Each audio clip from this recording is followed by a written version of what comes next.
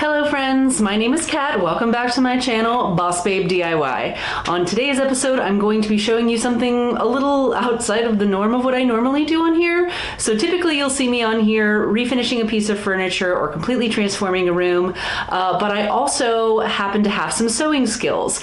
My husband and I have an event we're going to next weekend, and I decided to build a full costume for himself and me. I've got his full costume build over on my Instagram page, so if you're not following me there, go check me out at Boss Babe DIY. But it's time for me to build my costume. Like I said, I've got 7 days left, so I've got a lot to get done in that 7 days, but I wanted to take you guys along on the process from starting with a pattern, making some tweaks, all the way to the full finished product. So I don't have much time. I'm gonna go ahead and get started. The costume that I'm going to be working on this week is Lady Dimitrescu from the new Resident Evil Village video game. She is a 9-foot-tall vampire queen, and as you can see, she's absolutely fabulous. I am 6'1" myself, and so my friends were the ones who recommended that I should do this character. So I'm going to be building her entire dress from scratch, and I'm also going to be building her hat, her accessories, and her finger blades. I've never built anything like this before, and to be perfectly honest, I'm still pretty new to making patterns myself, so what I decided to do was start with this gorgeous dress pattern from Patterns by Gertie. She does these amazing vintage clothing patterns, and start with that bodice shape on the dress, and then make my own alterations myself to fit the needs of my costume. So I've laid out the pattern, and I'm just going to be using the bodice pattern, and I'll be making the skirt on my own. If you're interested in making your own clothing or costumes, but you've never done it and don't really know where to start, I would suggest finding a really simple pattern at your local craft store and starting from there.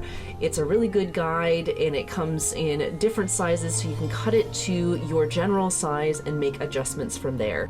Once I have my patterns all cut out, I'm starting by making a mock-up.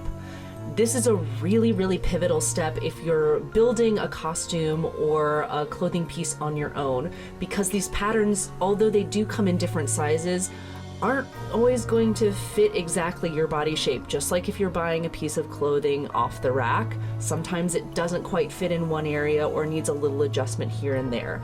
So that's why a mock-up is so great, because I'm using a really cheap fabric here, and I'll be cutting out my pattern, making my adjustments, putting it on a dress form, seeing if I need to add any material or take away any material, and that way I don't waste any of my good fabric that I spent a lot of money on.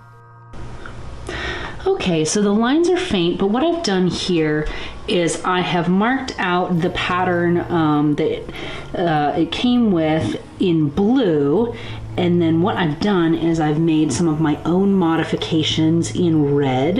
I've also marked out all of the darts and special marks. And then I've also, it's hard to tell, but I've lengthened the sleeve all the way down to my wrist.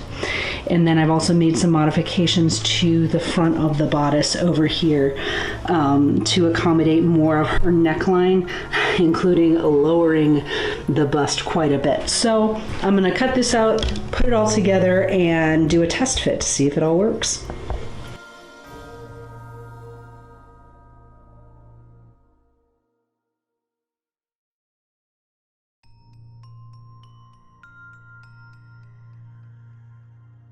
Before I can stitch the whole mock-up together, I first have to stitch and press these darts. Darts are basically just triangular folds in a pattern to create more of a 3D effect, especially around a bust line. I'll be showing you this a little bit more in depth later in the video.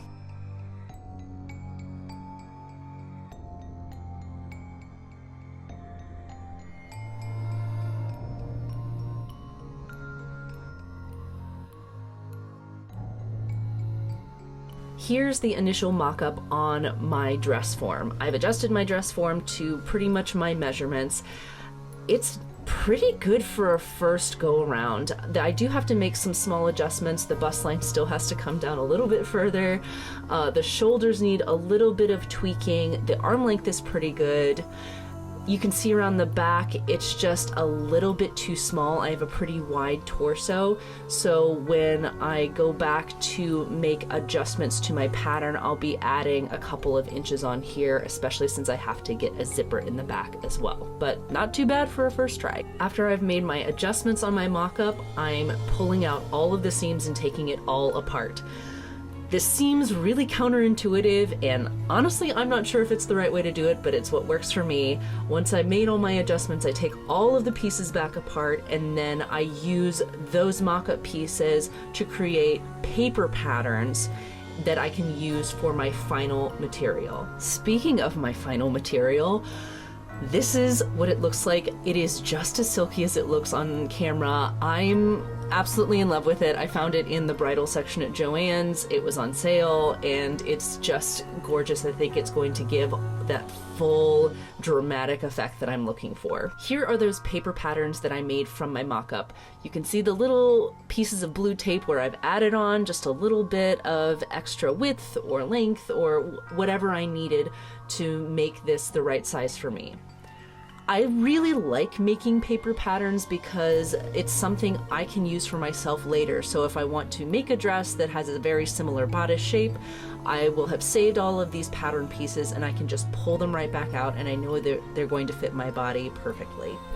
Sometimes when I'm cutting out patterns, I'll just lay the pattern down, pin it to the fabric, and cut around it. But since this fabric was so slippery, I decided to go back with a water-soluble marker and trace around the patterns and then cut from there. If you are new to sewing, I would highly suggest getting a set of water-soluble markers. They come in a bunch of different colors, or tailor's chalk, which is what you saw me using earlier.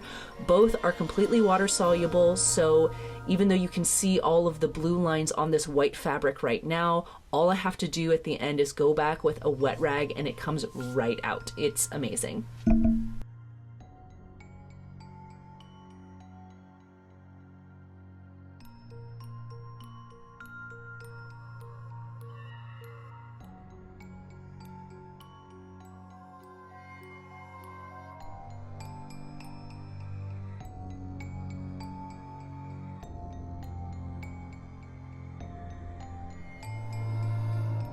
Remember those darts I mentioned earlier? Well, this is something you'll need to do before stitching your whole pattern together. So what I've done here is I've pinned down that little triangle that I marked earlier, and I'm just stitching right along that line. Once that triangle is completely stitched down, I'll go back with my iron and press those folds in towards the middle of my bodice. Why is this important? Well, as we know, the human body typically has some kind of curve and dimension to it. And so what the darts do is they allow this two-dimensional fabric piece to become three-dimensional and allow to work around these curves. In this case, it'll be working around my bust line. The last thing I need to do before stitching this bodice together is to attach these pieces of interfacing. Interfacing is a stabilizer fabric. It comes in different weights. In this case, I'm just using a lightweight one, but it allows your fabric to have a more stable line wherever you attach it. This is really common around collar lines and sometimes sleeves and belt lines for skirts. So I'll be attaching this just around the neckline of my piece.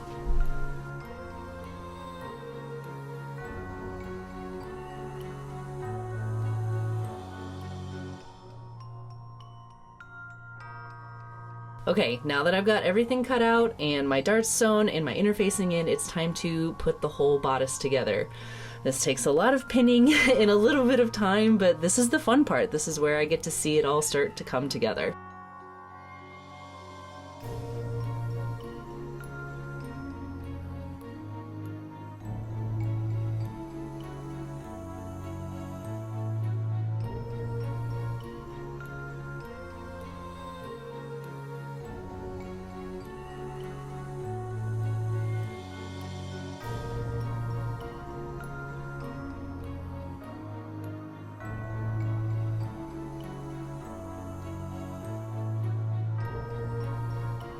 Here she is all stitched together. She is so beautiful. So now it's on to the next step. As you can see in some of the photos taken of Lady Dimitrescu from behind, she does have a capelet attached to the bodice, so I've just reused my bodice pattern and kind of traced around the edges of that to get the armhole and the shoulders right, and then kind of free-formed the capelet from there. I decided to do the capelet in 2 pieces so that I could still zip up the back and then fold the fabric over so it looks like it's one piece, but it's easy for me to get in and out of. I will say I got that idea from Yaya Han. She has also done a build of the Lady Dimitrescu dress, and a lot of my inspiration is from her build. If you don't know her, she's this incredible cosplayer. She has a line of foam products out at Joann's. Go check her out. She is just absolutely incredible. I'm gonna pause this really quick. So something you need to know about me is that when I take on a project, I go all in. So I think I mentioned at the beginning of this video that my friends recommended this costume to me because I'm already 6'1", so I'm naturally very tall and kind of have the stature of Lady Dimitrescu. But I wanted to take it a little bit further. I wanted to actually tower over people like she does in the video game. So I decided to get 2-foot painter stilts, making me a total of 8'1". Now, I've never walked on stilts before, so this was a little bit of a new experience for me. I have some hilarious footage of me trying them out for the first time over on my Instagram, so if you want a good laugh, go check that out at Boss Babe DIY. So since I added these stilts, that meant I had to make the skirt super long. I had to take it not only to the bottom of my feet, but to the bottom of the stilts, which meant a lot of fabric. So that's where we are. Now you know, let's jump back in. Now that the bodice is done, I'm moving on to the skirt. You can see here I'm just tacking up the fabric to do a little draping to see what kind of silhouette I wanted to get for this skirt.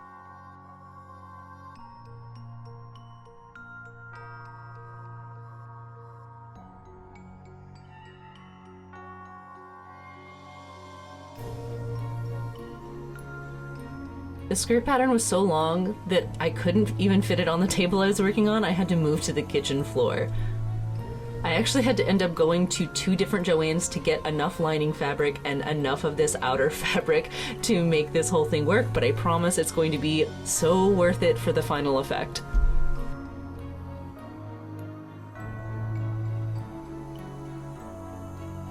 The skirt took me about 45 minutes just to pin, but it was really easy to stitch onto the bodice from there.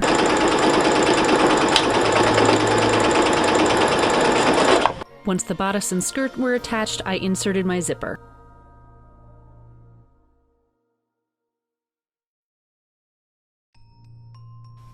The last big piece of this dress is that bold gathered piece from her bust all the way down to the floor. So I am doing this piece separately, again based on Yaya Han's inspiration. So I've done a gather stitch all the way across the top of this piece of fabric, and then I'm just scooching the fabric down to thread to create that gather. Once I have it to the length I want, I'm going to be covering it with another piece of fabric. I'll be folding that over and doing a technique called stitching in the ditch to cover up all of those loose ends and make it look like one nice piece of fabric. I'll be going back and hand stitching this piece along the bust line, and then I've got another piece of fabric that I'll be attaching around the center to make that big gather in the middle.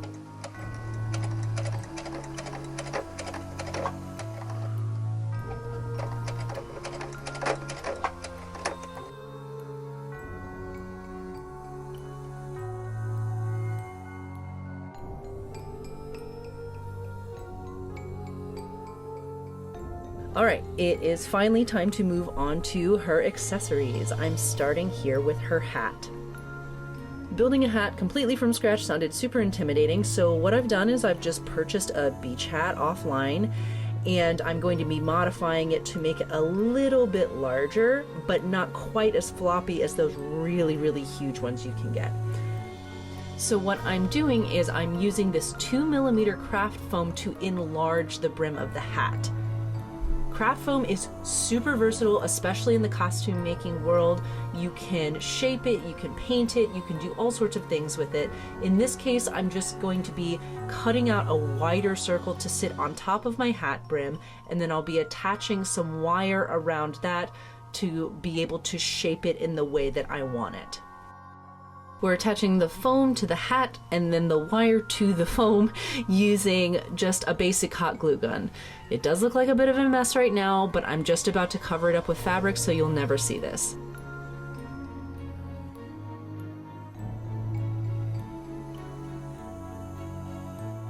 Before you freak out, yes, I am attaching this fabric to the hat with my hot glue gun again.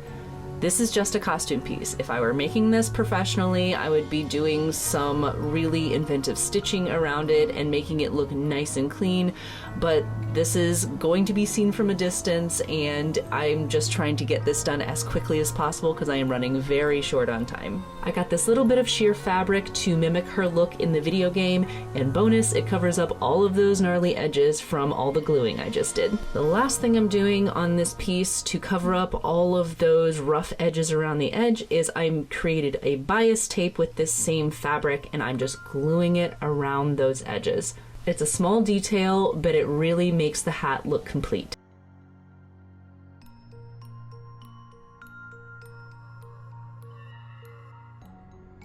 The last big piece of this costume are her finger blades. I wanted these to be super long to match my stature on the stilts, so I'm trying first to cut them out with foam. You can see I made a little tester piece here and it held up pretty well, but I wanted to see how it did with the longer length. This is kind of just trial and error. I'm really making it up as I go. I started by cutting out 5 strips of 2mm EVA foam and then cutting pieces of wire to that same length.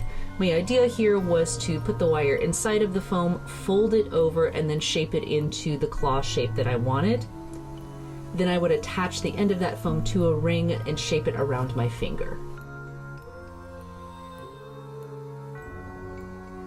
Okay, here's the super cool part about EVA foam. What I'm using here is a heat gun that Ryobi was kind enough to gift me for this project, and I'm just hitting the foam with a little bit of heat, and then I'm molding it into the shape I want, and as it cools, it stays in that shape. Once all of my foam pieces were folded, I inserted a wire into each and glued them together with cement glue. My next step was to shape them with my little rotary tool here, again, that Ryobi was kind enough to gift to me. I've just got a sanding disc on it, and I'm lightly going over the edge of this foam to create a thin line to make it look like a blade.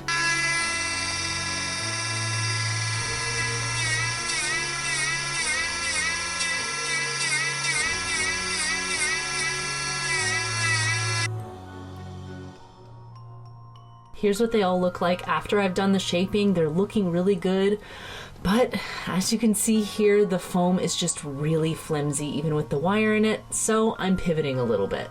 I went out and got a sheet of Worbla to cover my foam finger blades in. This will give it a lot more stability. Worbla is a thermoplastic material. You can find it online or at some of your local craft stores. It is pretty expensive, but it's super cool. Basically, it comes in this hard sheet and you can heat it up with a heat gun, and as you heat it up, it becomes malleable and it can stick to itself. So as you can see, what I'm doing here is I'm cutting out pieces of Worbla to go around my blades, heating it up and sandwiching the foam in between the Worbla. Once the Worbla hardens, it is hard as a rock. You can tap on it and it makes a sound, and so it made these blades a lot more stable. They are a little bit heavier, but they ended up working out exactly the way I wanted them to. Once all of the blades were covered, I coated the Worbla in a few coats of just standard wood glue. This seals in the Worbla before I paint it, so nothing seeps in or is splotchy. I spray painted a base coat on these off camera. I just used a standard high gloss black spray paint. And what I'm doing here is I'm going back in with a brush and I'm just dry brushing on some silver metallic acrylic paint as well as some more muted gray acrylic paint. This will give it a really nice feathered, textured look right on the edge of these blades to make it really nice and shiny. I threw together her final accessories, and with that, this costume is complete.